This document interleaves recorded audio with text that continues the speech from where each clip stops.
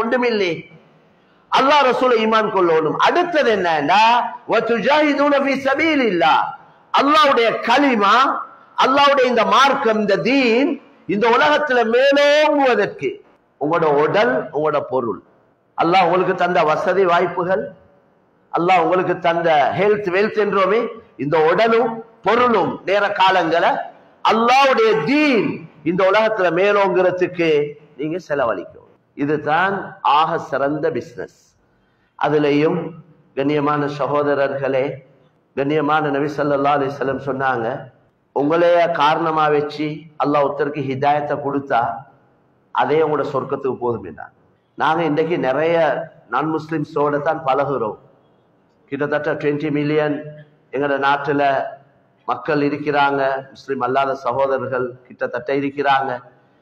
எங்களோட கொடுக்கல் வாங்கல், எங்களோட பழகுறது, நாங்க வேலைக்கு வச்சிருக்கிறோம், எங்களோட ஃபேக்டரி, எங்களோட கவர்மெண்ட், எங்களோட அங்க இங்க கடையில ஷாப்ல எல்லாம் அவங்களோட தான் நிறைய நாங்க தொடர்பு வச்சுக்கிறோம். அந்த மக்களை வச்சு 4 பணத்தை சம்பாதிக்கிறோம். அவங்கள வச்சு நாங்க திண்டு குடிச்சு நல்லா இருக்கிறோம். அல்ஹம்துலில்லாஹ். கியாமத்துல அல்லாஹ் கேட்பான், அவனும் ஏண்ட அடியான், நீயும் ஏண்ட அடியான், அவனும் ஏண்ட அடியான், நீயும் ஏண்ட அடியான். அவனை படைச்சவன் நான், உன்னைய படைச்சவன் நான். நீ என்னைய விளங்கி வச்சிருந்தாய், உனக்கு என்னைய தெரியும், அதனால என்னைய வணங்கினாய், நம்பினாய். அவனுக்கு என்ன தெரியா? அவனுக்கு என்ன தெரியாது? அவன் ரப் என்று நினைச்சு கொண்டு யாரையோ வணங்கி கொண்டிருந்தான். ஆனா உனக்கு தெரியும் அவன் செய்தது பிழை. அவன் வழிகேட்டில் இருக்கிறான், அவன் ஷிர்க்ல குஃப்ர்ல இருக்கிறான். அவன் இந்த நிலைமையில மௌத்தான நிரந்தரமான நரகத்துக்கு போவான். உனக்கு நல்லா தெரியும்.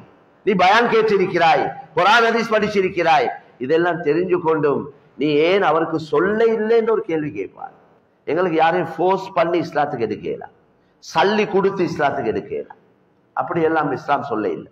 ஆனா விளங்கப்படுத்துறது, எக்ஸ்பிளைன் பண்றது, அவருக்கு அல்லாஹ் என்றா யார், உன்னைய படைச்சவன் யார், இத மாதிரி ஒரு விரல முழு உலகம் ஒன்று சேர்ந்து படைக்கலுமா? கேளுங்களே கேள்வி உண்டு. இன்றைக்கு எவ்வளவு சயின்டிஸ்ட், எவ்வளவு என்னென்னமோ டெக்னாலஜி அங்க இங்க எல்லாம் கண்டுபிடிச்சிட்டாங்க. இத மாதிரி ஒரு விரலை உருவாக்கலுமா? இத மாதிரி இதே மாதிரி ஒரு கண்ணை உருவாக்கலுமா? ஒரு எறும்பை உருவாக்கலுமா?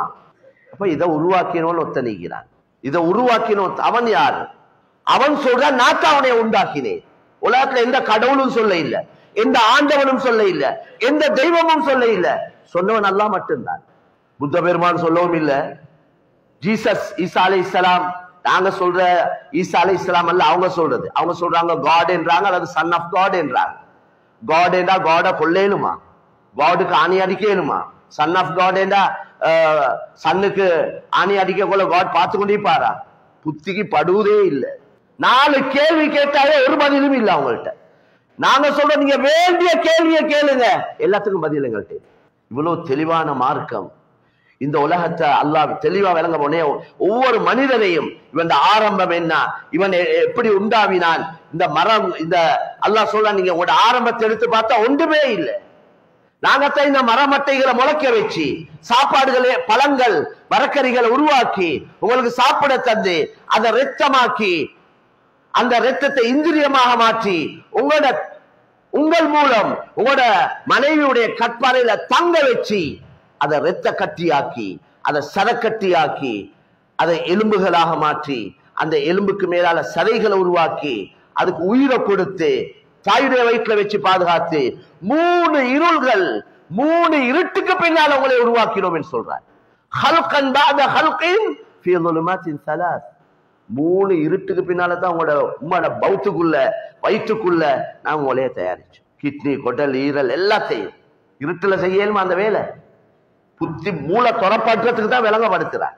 இந்த குர்ஆனுடைய ஆயத்துல கொஞ்சம் லேசா விளங்கி உங்களோட கூட்டாளிமாரோட, உங்களோட ஃப்ரெண்ட்ஸ் மாரோட, உங்களுக்கு கீழே வேலை செய்யறவங்களோட உங்களுக்கு விளங்கப்படுத்த இல்லாட்டி யாராவது ஒரு ஆலிமை கொண்டாந்து சிங்களம் என்றா சிங்களத்துல என்ன பாசையிலையோ கொஞ்சம் விளங்கப்படுத்தினா உங்களோட கடமை நீங்கும், உங்களோட பொறுப்பு நீங்கிடும். ஏற்றுக்கொள்வது ஏற்றுக்கொள்ளாது, அல்லாஹ் நாடினா ஏற்றுக்கொள்வார், இல்லாட்டி இல்லை, பிரச்சனை இல்லை. அதனால வேளாண் சோர்லே இது ஒரு முக்கியமான வேலை. இந்த தீனை பாதுகாக்கணும், இந்த தீன் எல்லாருக்கும் போயிட்டு சேரணும். எல்லா மக்களும் நாங்க இந்த நாட்டு மக்களுக்கு சொல்றோம், அரசியல்வாதிகளுக்கு சொல்றோம், அரசியல் தலைவர்களுக்கு சொல்றோம், எங்களுக்கு ஆட்சி தேவையில்லை, எங்களுக்கு நாடை பிரிச்சு தாங்க என்று கேட்க இல்லை, எங்களுக்கு அப்படி செய்யுங்க இப்படி செய்யுங்க. எங்களுக்கு நீங்க செய்ய வேண்டிய வேலை, நாங்க முஸ்லீம்கள், எங்களுக்கு இஸ்லாம் அழகான ஒரு வழியை காட்டி தந்திருக்கி, நாங்க ஒரு நல்ல முஸ்லிமா வாழ்றதுக்கு மட்டும் எங்களை பாட்டுல விட்டீங்கன்னா போதும், அவ்வளவுதான் நீங்க செய்யும். நாங்க 4 பணத்தை ஹலாலா சம்பாரிச்சு திண்டு குடிச்சு ஈமான் இஸ்லாத்தோட வாழணும், அதுக்கு மட்டும் எங்களுக்கு சந்தர்ப்பத்தை தாங்க, வேறொன்று எங்களுக்கு தேவை. எங்கட தங்குற இடம் சொர்க்கம், எங்கட உண்மையான வீடு அங்க, எங்கட உண்மையான காணி பூமி அங்க, அங்கத்தான் நாங்க வைக்க போறோம், இதல்ல இது. அதனால கண்ணியமான சகோதரர்களே, எங்களுக்கு ஆளை கூட்டணும், ஜனத்தொகையை கூட்டணும், முஸ்லிம்களை கூட்டணும், நாட்டை பிடிக்கணும், ஆட்சி எடுக்கணும், அறவே இல்லை, அறவே அப்படி எங்கட நோக்கங்கள் இல்லை, அப்படி ஒரு தேவையும் இல்லை. எங்களுக்கு ஈமான் இஸ்லாத்தோட எங்க இருந்தாலும் வாழ்ந்து கலிமாவோட மௌத்தாவிடும், அவ்வளவுதான் எங்களுக்கு. அதனால அல்லாஹ் கிருபை செய்வான்.